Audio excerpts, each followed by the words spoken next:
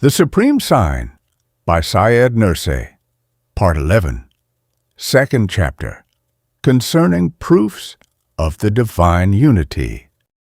The traveler who had been sent to the world in order to attain faith, who journeyed through the whole cosmos in his mind in order to ask all things concerning his Creator, to seek his Sustainer in every place, and find his God, with the utmost certainty, at the point of necessary existence, this traveler said to his intellect, "Come, let us depart on a new journey in order to behold the proofs of the unity of our necessarily existent Creator."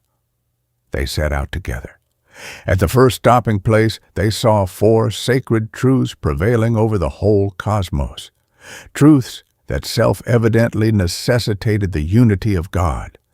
The first truth, absolute divinity, the absorption of each class of men in a mode of worship dictated by their innate dispositions. The species of worship engaged in by other animate beings, as well as inanimate beings, through the performance of their essential functions. The way in which all material and immaterial bounties and gifts in the cosmos become means inciting men to worship and thanks, to praise and gratitude. The fashion in which all the manifestations of the unseen and epiphanies of the Spirit, revelation and inspiration, unanimously proclaim the exclusive fitness of one God to receive worship. All of this, in most evidential fashion, proves the reality and dominance of a single and absolute divinity. If the truth of such a divinity exists, it can in no way accept partnership. For those who respond to divinity, that is, the fitness to be worshipped with thanks and worship, are the conscious and animate fruits on the highest branches of the tree of the cosmos. If others were able to gratify and place under their obligation those conscious beings in such fashion as to make them turn away from and forget their true object of worship, who may indeed be swiftly forgotten because of his invisibility, this would be in such utter contradiction to the essence of divinity and its sacred purposes that it could in no way be allowed.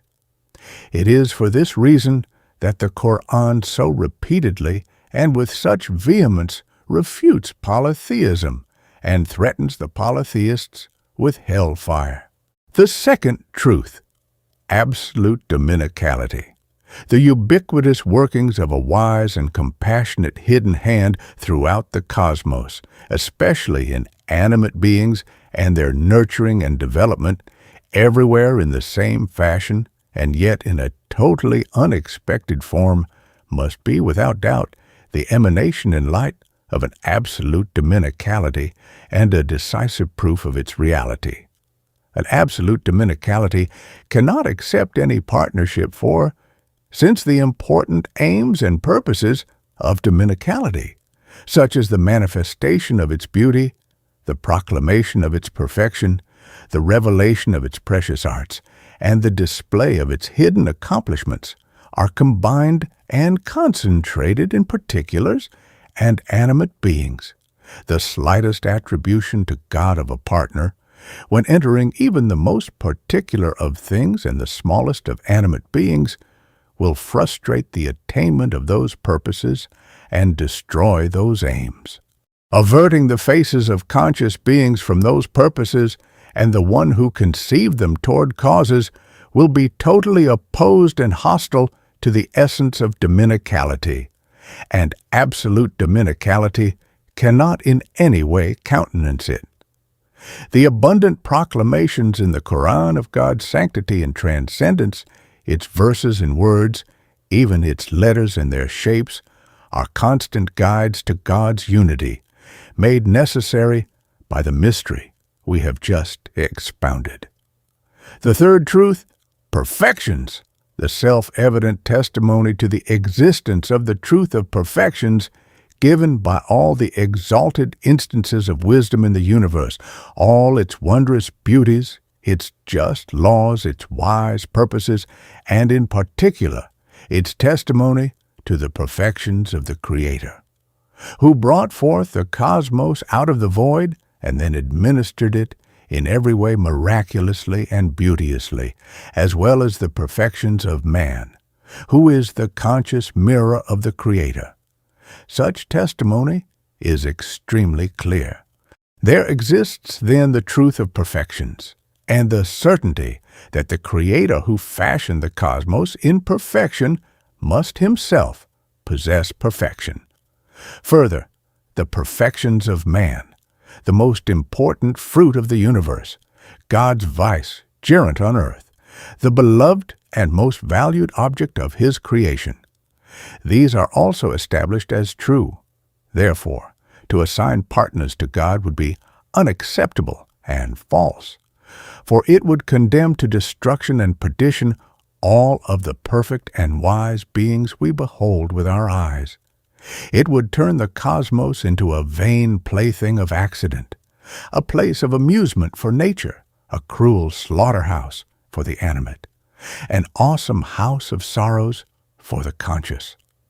It would reduce man, whose perfections are visible in his works, to the level of the most wretched, distraught, and vile animal, and it would draw a veil across the infinite perfections of the Creator that are reflected in the mirror of all beings, thus nullifying the result of his activity and denying his creativity.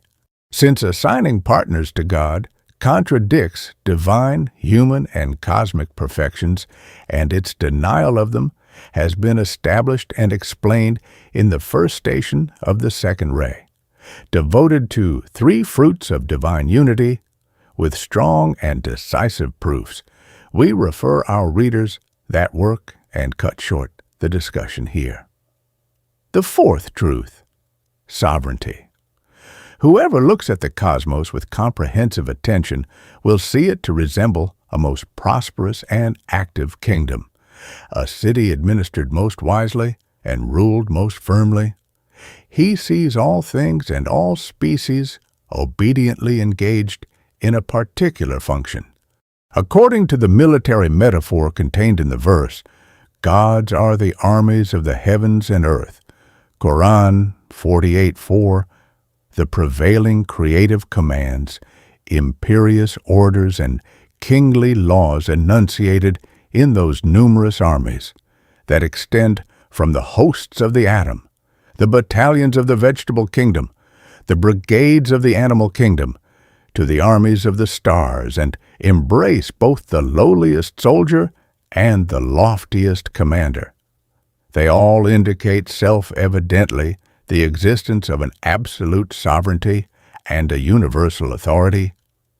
There is then a truth of absolute sovereignty, and there can be no truth of assigning partners to God. For according to the decisive truth of the verse, were there to be in the heavens and earth gods other than God, verily they would be corrupted. Quran 21:22. If numerous hands all engage assertively in the same task, the result will be confusion. If there are 2 kings in one country, or even 2 headmen in one district, order will disappear, and administration be replaced by anarchy.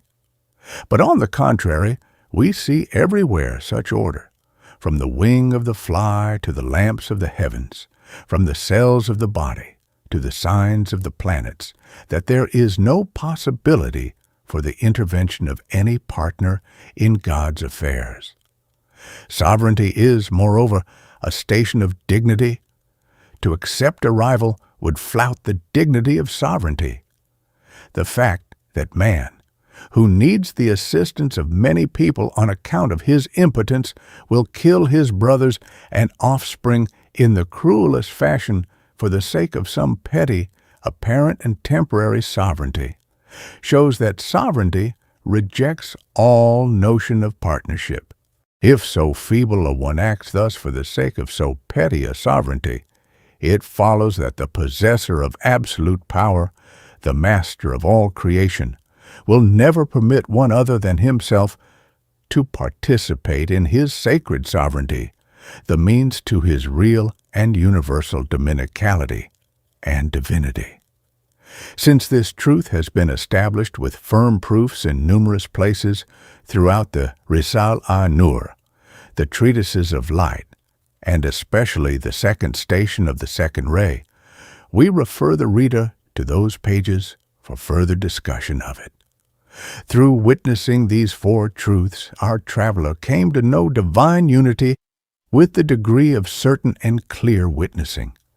His faith shone, and with all his power he said, "There is no God but God Almighty, Allah.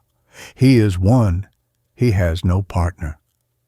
In brief allusion to the lesson he derived from this station, we said in the second chapter of the first station, "There is no God but God Almighty, Allah, the one, the unique, to whose unity and the necessity of whose existence point the witnessing of the sublimity of the truth of the manifestation of absolute divinity, as well as the witnessing of the sublimity of the comprehensiveness of the truth of the manifestation of absolute dominicality, that requires unity, the witnessing of the sublimity of the comprehensiveness of the truth of the perfections that arise from unity, and the witnessing of the sublimity of the comprehensiveness of the truth of absolute sovereignty that prevents and contradicts the existence of any partnership.